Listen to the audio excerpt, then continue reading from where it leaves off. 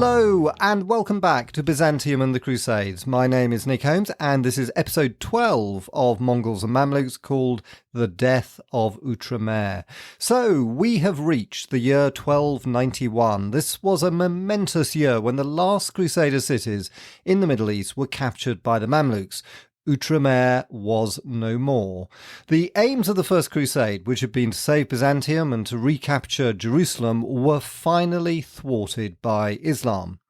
Or were they? In fact, Byzantium recovered Constantinople from the Crusaders in 1261, and a weak Byzantine state would last until 1453.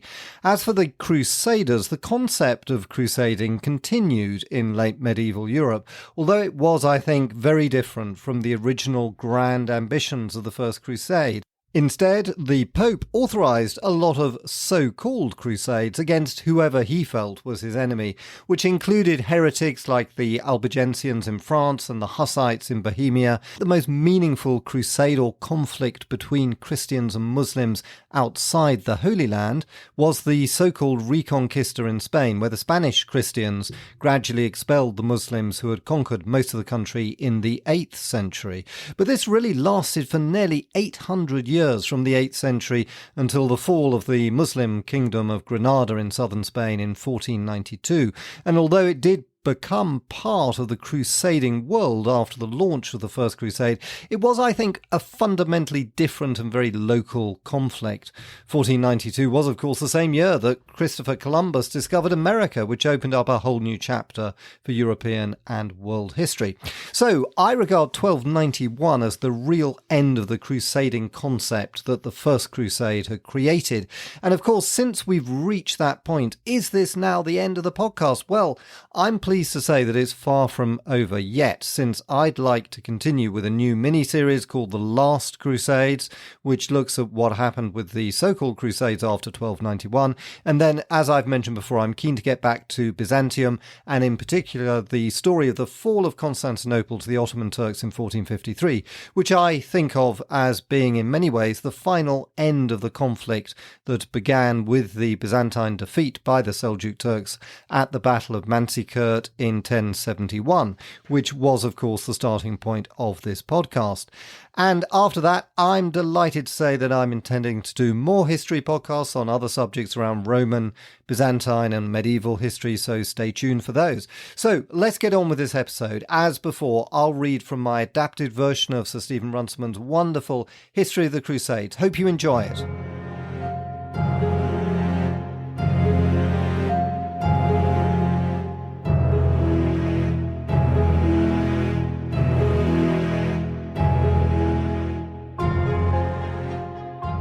In March 1291, the Mamluk army began to move against the Crusaders' capital at Acre.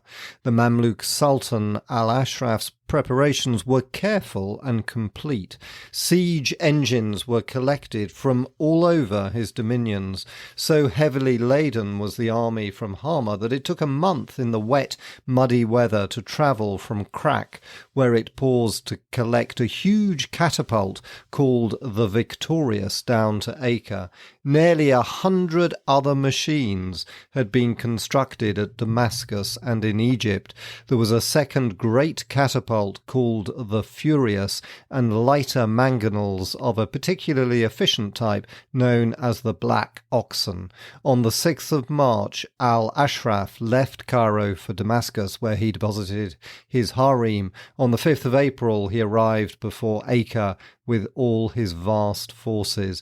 Men spoke of 60,000 horsemen and 160,000 infantry. However exaggerated those numbers may be, his army far exceeded the forces that the Christians could muster. The news of the Mamluk Sultan's preparations had at last brought the people of Acre to realize their plight. Earnest appeals had been sent to Europe during the course of the winter, but with very little result. A few isolated knights had arrived during the previous autumn. Amongst them was the Swiss Otto of Grandson, with some Englishmen sent by Edward I. The temple and the hospital gathered all their available men. The Grand Master of the Teutonic Order, Burchard of Schwanden made a bad impression by choosing to resign his office at this very moment, but his successor, Conrad of Feuchtwangen, summoned members of his fellow knights from Europe. Henry of Cyprus sent over Cypriot troops and his brother Amalric to command the defence, and promised to follow himself with reinforcements. Every able-bodied citizen of Acre was enlisted to play his part, but even so the numbers were small. The whole civilian population of Acre comprised 30 to 40,000 people. In addition, there were less than 1,000 knights or mounted sergeants and about 14,000 foot soldiers, including the Italian pilgrims. The fortifications of the city were good, and they had recently been strengthened by King Henry's orders. There was now a double line of walls to protect the peninsula on which the city and its northern suburb, Montmusard, were placed, and a single wall separated Acre from Montmusard. The castle lay on this latter wall close to its junction with the double walls. Many of them had been built at the expense of some distinguished pilgrims, such as the English Tower, built by Edward I, and the Tower of the Countess of Blois next to it. At the angle where the walls turned from running northward from the Bay of Acre to go westward towards the sea, there stood on the outer wall a great tower recently rebuilt by King Henry II opposite to the accursed tower on the inner wall. In front of King Henry's Tower was a barbican built by King Hugh. The whole of this angle was considered to be the most vulnerable part of the defence. It was therefore entrusted to the king's own troops under his brother Amalric. On his right were the French and English knights under John of Grailly and Otto of Granson, then the troops of the Venetians and the Pisans and those of the commune of Acre. On his left, covering the walls of Montmusard, were first the Hospitallers, then the Templars, each commanded by their Grand Master. The Teutonic Knights supplemented the royal regiments by the accursed tower. On the Muslim side, the army of Hama, with which the historian Abul Feda was present in person, was stationed by the sea, opposite to the Templars. The army of Damascus was opposite to the Hospitallers, and the Egyptian Mamluk army stretched from the end of the wall of Montmusard round to the Bay of Acre. The Sultan's tent was pitched not far from the shore, opposite to the Tower of the Legate. Later, when all was over and lost, anger and grief gave rise to recriminations. The Christian chroniclers freely hurled accusations of cowardice at the garrison. But, in fact, at this supreme moment of their fate, the defenders of Outremer showed a courage and a loyalty that had been sadly absent in recent years. It may be that when shiploads of women, old men and children were dispatched to Cyprus at the beginning of the siege, some men of fighting age fled with them. It may be that some of the Italian merchants showed a selfish anxiety about their own property. Genoa, indeed, took no part in the struggle at all. It had been virtually excluded from Acre by the Venetians and had made its own treaty with the Mamluk Sultan. But the Venetians and Pisans fought valiantly. The latter were responsible for the construction of a great catapult that was the most effective of all the machines of the Christians. The siege began on the 6th of April. Day after day, the Sultan's mangonels and catapults flung their stone or pottery containers filled with an explosive mixture at the walls of the city or over them into the town, and his archers poured their arrows in clouds against the defenders on the galleries and tower platforms, while his engineers prepared to move up to mine the crucial defences. He was said to have 1,000 engineers to use against each tower. The Christians still had command of the sea, and provisions of food were brought in regularly from Cyprus, but they were short of armaments, and they began to realise that there were not enough soldiers to man the walls adequately against the overwhelming numbers of the enemy. But there was no talk of surrender. One of their ships was fitted with a catapult, which did enormous damage in the Sultan's camp. On the night of 15th of April, when the moon was bright in the sky, the Templars, aided by Otto of Granson, made a sortie right into the camp of the men of Hama. The Muslims were taken by surprise, but many of the Templars tripped over the tent cords in the half-light and fell and were captured, and others were driven back with heavy losses into the town. Another sortie made by the Hospitallers a few nights later in total darkness failed completely, as at once the Muslims lit their torches and fires. After this second check, it was decided that sorties were too expensive in manpower, but the abandonment of aggressive enterprise did harm to the Christian morale. The feeling of hopelessness grew amongst them. Time was on the Muslim side. On the 4th of May, nearly a month after the siege began, King Henry arrived from Cyprus with the troops that he could muster, 100 horsemen and 2,000 foot soldiers in 40 ships.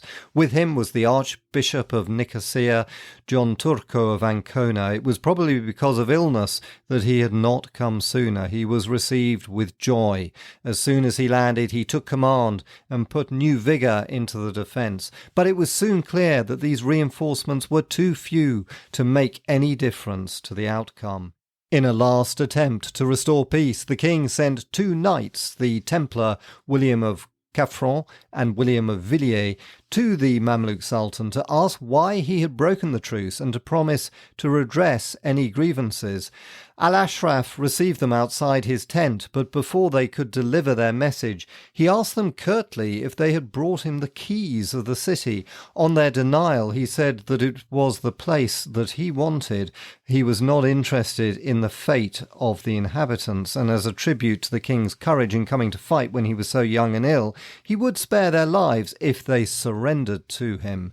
The envoys had hardly replied that they would be held as traitors if they promised capitulation when a catapult from the walls hurled a stone into the fringe of the group. Al-Ashraf was furious and drew his sword to slay the ambassadors, but the Emir Shujai restrained him, bidding him not to stain it with the blood of pigs. The knights were allowed to return to their king. Meanwhile, the Sultan's engineers were already beginning to mine the towers. On the 8th of May, the king's men decided that the barbican of King Hugh was no longer tenable. They set fire to it and left it to collapse. In the course of the following week, the towers of the English and the Countess of Blois were undermined, and the walls by St. Anthony's Gate and by the Tower of St. Nicholas began to crumble. The new tower of Henry II held out until the 15th of May, when part of its outer wall came down. Next morning, the Mamluks forced their way into the ruin, and the defence was forced back into the inner line of walls. That same day there was a concentrated attack on St. Anthony's Gate, and only the gallantry of the Templars kept the enemy from passing into the city. The Marshal of the Hospital, Matthew of Clermont, distinguished himself by his bravery. During the next day the Muslims strengthened their hold on the outer wall, and the Sultan ordered the general assault for the morning of Friday the 18th of May. The attack was launched on the whole length of the walls from St. Anthony's Gate to the Patriarch's Tower by the bay, but the main effort of the Mamluks was against the Accursed Tower at the angle of the salient. The Sultan threw all his resources into the battle. His mangonels kept up an unceasing bombardment. The arrows of his archers fell almost in a solid mass into the city, and regiment after regiment rushed at the defences, led by white-turbaned emirs. The noise was appalling. The assailants shouted their battle cries, and trumpets and cymbals and the drums of 300 drummers on camelback urged them on. It was not long before the Mamluks forced their way into the Accursed Tower. The Syrian and Cypriot knights that were its garrison were pushed back westwards towards St. Anthony's Gate. There the Templars and Hospitallers came to their assistance, fighting together as if there had never been 2 centuries of rivalry between them. Matthew of Clermont desperately tried to lead a counterattack to recover the tower, but though the 2 Grand Masters followed him, they could make no impression. Along the eastern wall of the city, John of Grailly and Otto of Grandson held their own for some hours, but after the fall of the Accursed Tower, the enemy was able to pass along the crumbling walls and take possession of the Gate of St. Nicholas. The whole salient was lost, and the Muslims were well established inside the city. There was then fierce fighting in the streets, streets, but nothing now could be done to save Acre. William of Beaujeu, Grand Master of the Temple, was mortally wounded in the fruitless counterattack against the accursed tower. His followers carried him to the temple building where he died. Matthew of Clermont was with him, but returned to the battle and to his death. The Grand Master of the hospital, John of Villiers, was wounded, but his men brought him down to the harbour and put him protesting on board a ship. The young king and his brother Amalric had already embarked. King Henry was later accused of cowardice in deserting the city, but there was nothing that he could have done, and it was his duty to his kingdom to avoid capture.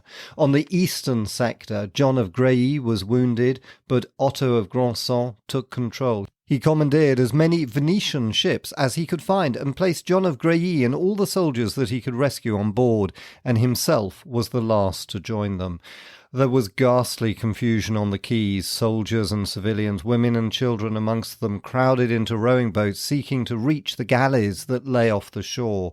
The aged patriarch Nicholas of Hanape, who had been slightly wounded, was placed by his faithful servants in a small skiff, but out of charity he allowed so many refugees to climb in with him that the boat sank and they were all drowned. There were some men who had the presence of mind to snatch hold of a boat and charge exorbitant fees from the desperate merchants and ladies on the quay. The Catalan adventurer Roger Flor, who had fought bravely as a Templar during the siege, took command of a Templar galley and founded his great fortune on the blackmail that he extorted from the noble women of Acre. The ships were far too few to rescue the fugitives. Soon the Mamluk soldiers penetrated right through the city, slaying everyone, old men, women and children alike. A few lucky citizens who stayed in their houses were taken alive and sold as slaves, but not many were spared. No one could tell the number of those that perished. The orders and the great merchant houses later tried to draw up lists of the survivors, but the fate of most of their members were unknown. Subsequent travellers to the east spoke of seeing renegade Templars living squalidly in Cairo and of other Templars working as woodcutters by the Dead Sea. Some prisoners were freed and returned to Europe after 9 or 10 years of captivity. The slaves who had been knights and their descendants were said to have been treated with some respect by their masters. Many women and children disappeared forever into the harems of Mamluk emirs. Owing to the plentiful supply, the price of a girl dropped to a drachma apiece in the slave market at Damascus, but the number of Christians that were slain was greater still. By the night of the 18th of May, all Acre was in the Sultan's hands, except for the great building of the Templars jutting out into the sea at the southwest point of the city. The surviving Templars had taken refuge there, together with a number of citizens of both sexes. For several days its huge walls defied the enemy, and ships that had landed refugees in Cyprus came back to its aid. After nearly a week, Al-Ashraf offered the Marshal of the Order, Peter of Sèvres, to allow him to embark to Cyprus with all the people inside the fortress and with their possessions, if it were given up to him. Peter accepted the terms, and an emir and 100 Mamluks were admitted into the fortress to supervise the arrangements while the Sultan's flag was hoisted over the tower. But the Mamluks were out of hand and began to molest and seize hold of the Christian women and boys. Furious at this, the knights fell on the Muslims and slaughtered them, and pulled down the enemy flag, ready to resist to the death. When night fell, Peter of Sèvres sent the treasury of the order with its commander Tybalt Godin and a few non-combatants by boat to the castle at Sidon. Next day, Al-Ashraf, seeing the strength of the castle and the desperate courage of its garrison, offered the same honourable terms as before. Peter and a few companions went out under a safe conduct to discuss the surrender, but as soon as they reached the Sultan's tent, they were seized and bound and promptly beheaded. When the defenders on the wall saw what had happened, they closed the gate again and fought on, but they could not prevent the Muslim engineers from creeping up to the walls and digging a great mine beneath them. On the 28th of May, the whole landward side of the building began to crumble. Impatiently, Al-Ashraf threw 2,000 Mamluks into the widening breach. Their weight was too much for the sagging foundations. as they fought their way in, the whole edifice came crashing down, killing defenders and assailants alike in its vast ruin. As soon as Acre was in his power, the Sultan set about its systematic destruction. He was determined that it should never again be a spearhead for Christian aggression in Syria. The houses and bazaars were pillaged, then burnt, the buildings of the orders and the fortified towers and castles were dismantled, the city walls were left to disintegrate. When the German pilgrim Ludolf of Suchem passed by some 40 years later, only a few wretched peasants lived amongst the ruins of the once splendid capital of Outremer. One or two churches still stood, not wholly destroyed, but the fine doorway of the church of St. Andrew had been taken to ornament the mosque built in Cairo to honour the victorious Sultan, and amidst the crumbling walls of the church of St. Dominic, the tomb of the Dominican Jordan of Saxony was untouched as the Muslims had peered in and found his body uncorrupted. The remaining Crusader cities soon shared the same fate of Acre. On the 19th of May, when most of Acre was in his hands, Al-Ashraf sent a large contingent of troops to Tyre. It was the strongest city of the coast, impregnable against an enemy that lacked command of the sea. In the past, its walls had twice thwarted Saladin himself. A few months earlier, the Princess Margaret, to whom it belonged, had handed it over to her nephew, the king's brother Amalric, but its garrison was small, and as soon as the enemy approached, Amalric's warden Adam of Kaffran lost his nerve and sailed away to Cyprus, abandoning the city without a struggle. At Sidon, the Templars determined to make a stand. Tybalt Godin was there with the treasure of the order, and the surviving knights had elected him Grand Master to succeed William of Beaujeu. They were left alone for a month. Then a huge Mamluk army came up under the Emir Shujai. The knights were too few to hold the town, so they retired with many of the leading citizens to the Castle of the Sea, built on an island rock 100 yards from the shore and recently refortified. Tybalt at once set sail for Cyprus to raise troops for the castle's assistance, but once that he was there, he did nothing, either from cowardice or despair. The Templars in the castle fought bravely, but when the Mamluk engineers began to build a causeway across the sea, they gave up hope and sailed away up the coast to Tortosa.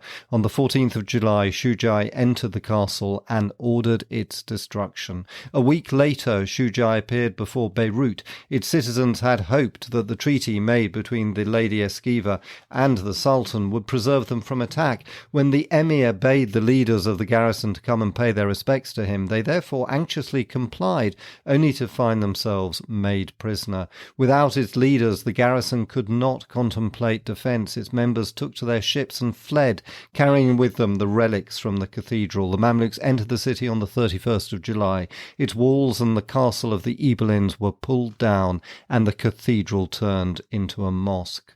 Soon afterwards, the Mamluk Sultan occupied Haifa without opposition on the 30th of July, and his men burnt the monasteries on Mount Carmel and slew the monks. There still remained the two Templar castles at Tortosa and Athlete, but in neither was the garrison strong enough to face a siege. Tortosa was evacuated on the 3rd of August and Athlete on the 14th. All that now was left to the Templars was the island fortress of Ruad, some 2 miles off the coast opposite Tortosa. There they maintained their hold for 12 more years, only quitting the island in 1303, when the whole future of the order began to be in doubt. For some months the Sultan's troops marched up and down the coastlands, carefully destroying anything that might be of value to the Crusaders should they ever attempt another landing. Orchards were cut down, irrigation systems put out of order. The only castles that were left standing were those that were back from the coast, like Mount Pilgrim at Tripoli and Markab on its high mountain. Along the sea there was desolation. The peasants of those once rich farms saw their steads destroyed and sought refuge in the mountains. Those of Crusader origin hastened to merge themselves with the natives, and the native Christians were treated little better than slaves. The old easy tolerance of Islam was gone. Embittered by the long religious wars, the victors had no mercy for the infidel. The Crusaders' legacy was one of hatred and conflict.